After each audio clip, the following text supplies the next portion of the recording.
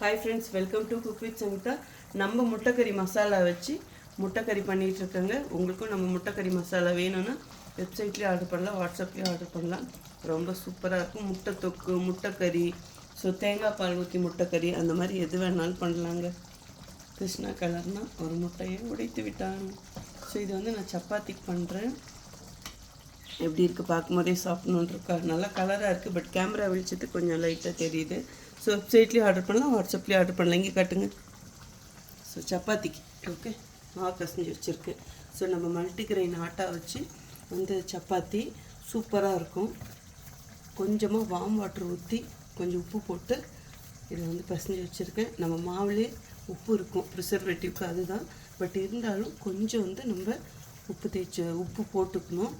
வேணும்னா ஒரு அரை டீஸ்பூன் டு 1 டீஸ்பூன் எண்ணெய் ஊற்றிக்கலாம். வார்ம் வாட்டர் ஊற்றி பிசைஞ்சு பாருங்கள். கண்டிப்பாக சொல்கிறேன், உங்களோட மாவு வந்து அவ்வளோ சாஃப்டாக இருக்கும். ஸோ அடுத்த வீடியோவில் பார்க்குறேன். See you, bye. Love you all. முட்டைக்கறி கட்டு அது எப்படி இருக்குன்னு இல்லைங்களா? ஓகே, பாய் பாய்.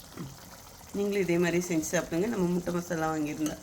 அப்புறம் இது எப்படி வாங்கியிருந்தேன்னு இப்போ டக்குன்னு சொல்லிடுறேன்.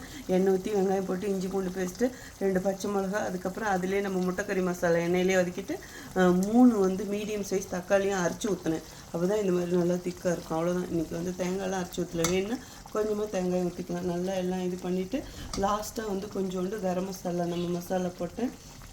அதுக்கப்புறம் முட்டையை வேக வச்சு போட்டேன். அவ்வளோதான். Okay, see you, bye. Love you all. இப்போ ஸ்டவ் ஆஃப் பண்ணிடலாம். பாய்.